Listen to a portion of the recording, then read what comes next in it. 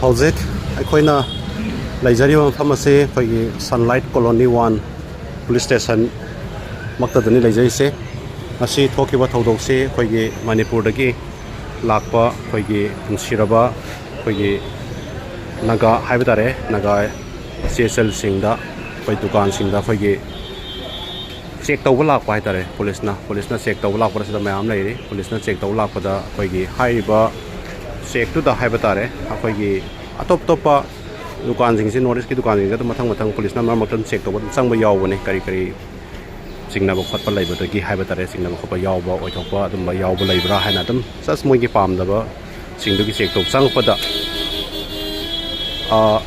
Police Anila, Police Anila, Pagi, La Podana, Police Samana to call Amada Sangre, Hangaba to Palm, Police Samana to call Madame Sangapasna, at the Moina Hyber, Posity, Baduda. Kayimata Hata Haudi, you know, Hopaki Port like the Kote and Hybasane, Ado Hybado, Aziki Hyba, Sanaiba Police to now, Pagi, no piece that Pagi, Palm the among the Sasoknaba, Honor Pator of Haydare, Madudaki talk by Rangni, Masiki Thoudok Pung Tara Muktabada, Ayuki, Aduni talk about Thoudoni, Adosigi, Kaikuta lady, Kanisensida, Loidri, Madam Nikanokanda, Iran talk by his double for him. Notice ki koi Meeyamna Manipuri Meeyamna so e kole hardi upon ma Meeyamna se loina laga support taw am sangak panna Meeyamna se loina pan da leju ubirong Meeyamna aduna makoi su police force extra kauraga control je tawna bo khona bani lai condition se ado khage north east assistant team kangu su lai se assistance team aduna hairi Meeyamna se makoi na hai se Meeyamna se yamna tawbani na makoi na khoi interrogation ma khoi Tijan Khazan Batawasa Yamna Nisi Yamaga de Mokoise Tabaxi Fazana Tawgatabu Hoyi Meeyamna Panina Hoyi Kahani control Tabungamate film Lava Adumasoiba Aduga Haiba Hozik Chenariba police suspend Tauragani Haibagi for Aduni Adugi condition has a powder later Aduga Police Lazy police officer number Hoyi in DCP officer Haydare DCP Nupida Sigi Kesida Mana Kanotawi, Pai Bahitare, Pagi, KC Yangs and Balapa, Aduga, Iona, Pai Manipur, Pagi, Nupi police Habitare, Io, Meeyamna, Mau, Meeyamna, Pairi, Hana, Pai Masa, Waisana, so Mau, and my Phongdokpa Tene.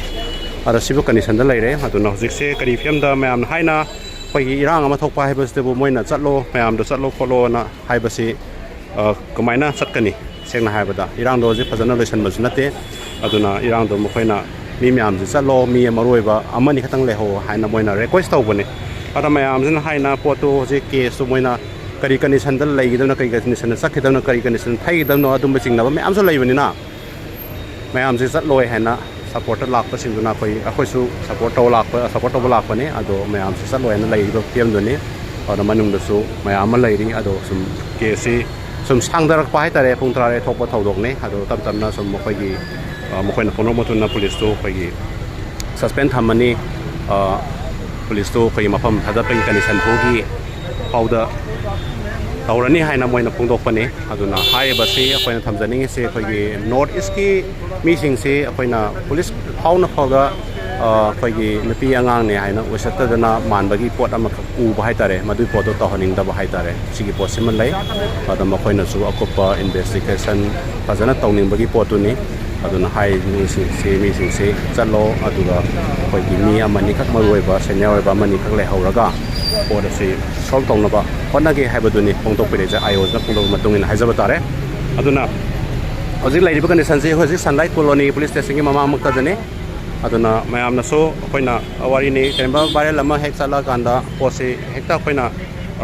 Hamning Bamong that Tamba de Maramdi. Kainokana Poina so Manung Mapan, Voice Carino, Karai Power Sumba, Karai Howland by the police over